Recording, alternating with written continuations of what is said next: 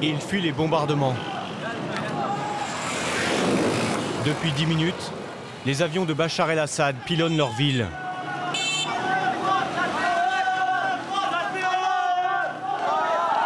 Voici ce qui reste du quartier qui a été frappé.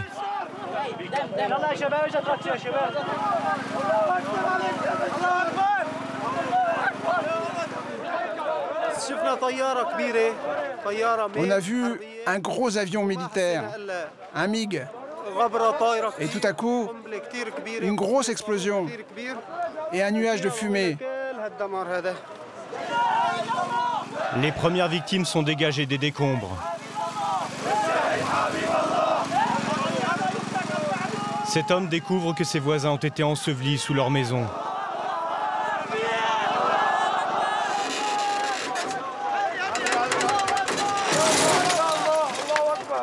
Le dictateur syrien s'acharne sur cette ville parce qu'elle est l'une des premières à s'être libérée il y a 1 mois et demi.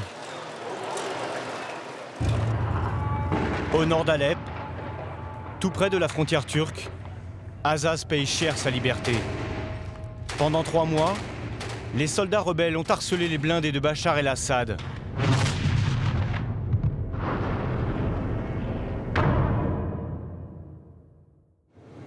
Aujourd'hui, les rues de la ville portent les stigmates de ces combats. Youssef, 44 ans, aurait pu rester tranquillement à l'écart de ce chaos. Depuis 20 ans, il vivait confortablement aux Pays-Bas, avec femme et enfants. Mais il a décidé de rentrer dans sa ville natale pour devenir chef de guerre. Vous avez vu ce char? On l'a mis en pièces. Ce blindé, c'est l'un de ces hommes qui l'a détruit. Pour tuer les soldats, il a découpillé la grenade et l'a jetée à l'intérieur. Après, il s'est sauvé en courant. Et c'est comme ça que tous les tanks ont été détruits. Vous voyez, notre force, c'est de croire en Dieu. Nous, on se bat pour quelque chose, pas ceux d'en face. Autour de lui, il a recruté une équipe de combattants. Des proches qu'il a retrouvés en revenant dans le quartier de sa jeunesse. C'est mon copain d'enfance. On était à l'école ensemble. Lui, c'est mon frère. Et lui, c'est mon cousin. Ils ne font pas partie de l'armée libre syrienne, la principale force rebelle. Youssef a créé sa propre milice. Il s'est autoproclamé responsable de la sécurité de la ville. C'est un peu le shérif d'Azaz. On ne reçoit aucune aide. Toutes nos armes, on les a prises aux soldats de Bachar el-Assad. Mais maintenant, on se bat. Et un jour, on marchera sur Damas. On prendra le palais. On écrasera Bachar. Si Dieu le veut, on y arrivera. Son territoire s'étend jusqu'à la frontière turque, qui n'est qu'à 5 km. Sur cette route, il contrôle les allées et venues. Il craint que des soldats de Bachar el-Assad, habillés en civil, s'approchent secrètement de la frontière. Bonjour. Vous voulez retourner à Azaz? Oui, on aimerait bien. Il y a quelqu'un pour vous amener? Oui, il y a une voiture là-bas. Bon, c'est bon, allez-y. La zone de passage vers la Turquie est stratégique. Et Bachar el-Assad voudrait bien la récupérer pour prendre la ville à revers.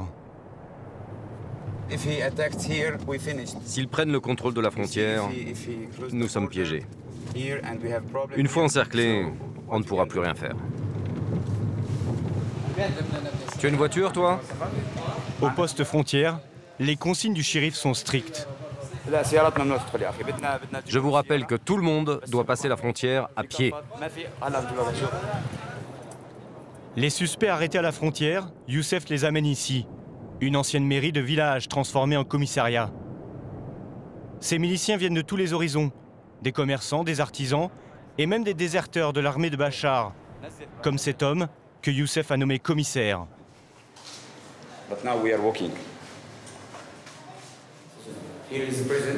Vous voyez, ça c'est une cellule pour les gens qui nous combattent.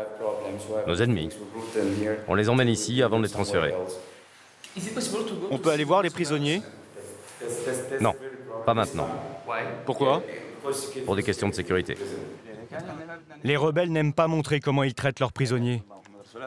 L'ONU a souligné que beaucoup ont été torturés et sommairement exécutés.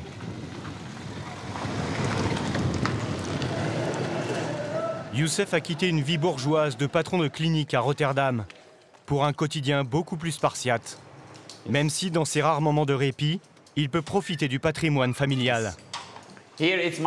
Ici, c'est la maison de ma sœur. Elle n'est pas là pour l'instant. Elle a préféré partir d'ici. Comme sa sœur, beaucoup de bourgeois de la ville ont abandonné leur maison et les pillards s'en sont donnés à cœur joie. Vous voyez, la maison était pleine d'appareils électroniques. Hi-fi, télé. Et c'est vide? Ah oui, c'est vide. Mais pour l'instant, les voleurs n'intéressent pas beaucoup Youssef. Ce qui obsède ce responsable de la sécurité, ce sont les partisans de Bachar el-Assad qui tenteraient de s'enfuir en Turquie. Parmi eux se cachent des criminels de guerre. On attrape beaucoup de gens qui font partie de l'armée de Bachar ou des services de renseignement. Ils essaient de franchir la frontière et de se faire passer pour des civils, alors qu'ils ont massacré notre peuple. Hier, par exemple, j'en ai arrêté 5, qui étaient de véritables criminels. Justement, quelques heures plus tard, ces miliciens l'appellent d'urgence.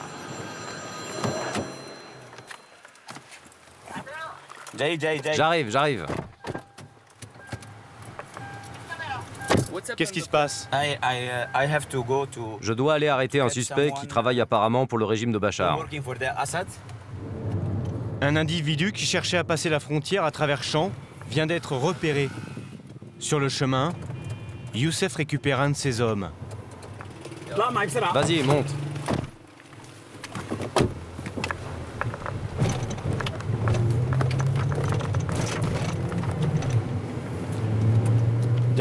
Il est chargé?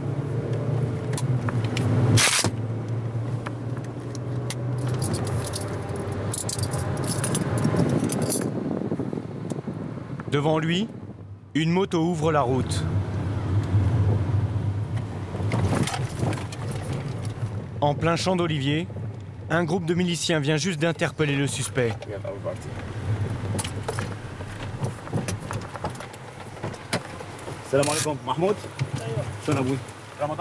Curieusement, Youssef commence par lui serrer la main, puis il lui passe les menottes avant toute discussion.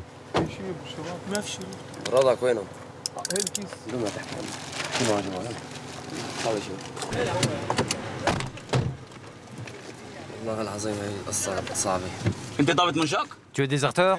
Oui, Et quel est ton grade? je suis lieutenant. Et tu t'es vraiment enfui? On m'a amené ici. Youssef va utiliser une technique d'interrogatoire particulièrement perverse. Il prétend appartenir à la police secrète de Bachar. Écoute, on appartient au service de renseignement de Bachar. On t'emmène dans notre QG à Alep. Le suspect est terrorisé. Il ne sait plus à qui il a affaire. Et donc quelle réponse il doit donner pour échapper à la mort? Dis-moi la vérité. Tu as déserté? Je me remets à Dieu. Réponds à la question qu'il te pose. Réponds. Je te parle, réponds-moi. Que veux-tu que je te dise?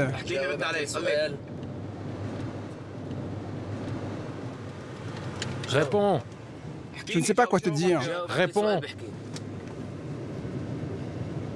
C'est la dernière fois que je te le dis. Réponds à chaque question. Qu'est-ce qui va lui arriver? Il ne va rien lui arriver. S'il dit vrai, on va le laisser passer en Turquie. S'il a tué des gens, on ne va pas le libérer. Il ira donc en prison. Youssef nous interdit de filmer davantage. Allez, descendez maintenant.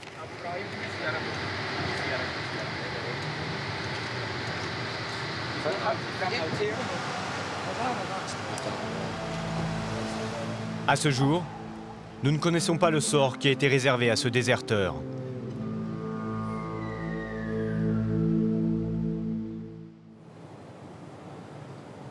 Les miliciens de Youssef doivent affronter un autre défi, encadrer des populations civiles à bout. À Azaz, les habitants manquent de tout. Et il est difficile de faire régner la discipline devant les boulangeries quand les gens doivent survivre avec une seule galette quotidienne pour deux. S'il te plaît, calme-toi. Je te jure, tu ne peux pas en avoir plus. Allez, sois raisonnable et remets-toi dans la file.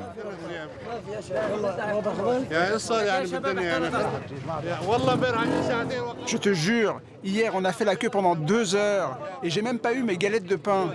C'est la moindre des choses qu'ils nous en donnent. Au moins un paquet. À la pénurie s'ajoute le désespoir de ceux qui ont tout perdu dans les bombardements.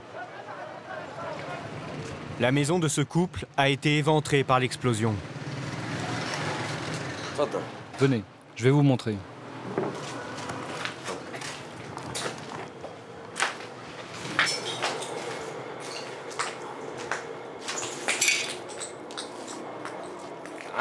Au moment du bombardement, nous étions dans cette pièce et un de mes enfants a été blessé par les éclats de verre.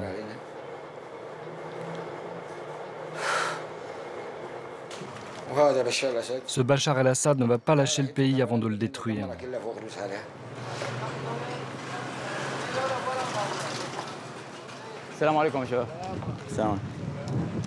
Un an après avoir quitté la Hollande, Youssef ne s'habitue toujours pas à ce spectacle. Qu'est-ce que vous ressentez? Je ne ressens plus rien. Je suis comme mort à l'intérieur. Ce bombardement a fait 40 morts.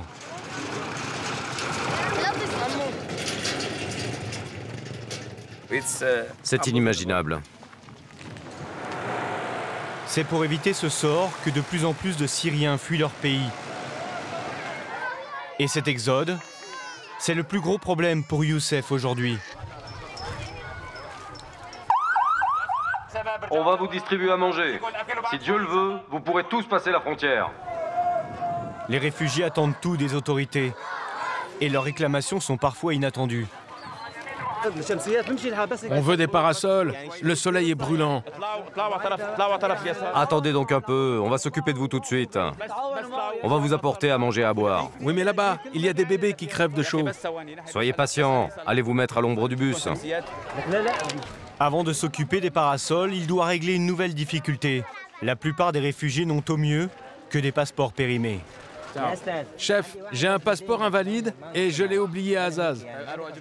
Et ces passeports non valides, la Turquie ne les accepte pas. Par chance, Youssef parle le turc. Et il connaît le préfet de la région frontalière. Youssef, mon téléphone. Il va lui demander une dérogation. Bien, monsieur le préfet, j'attends. Oui, je ne bouge pas. Merci infiniment, monsieur le préfet. Après 2 heures d'attente, Youssef a gagné. Il a l'autorisation de prolonger les passeports. Tous ceux qui ont un passeport périmé, apportez-le tout de suite pour qu'on le mette à jour. La cohorte des réfugiés va enfin pouvoir passer la frontière.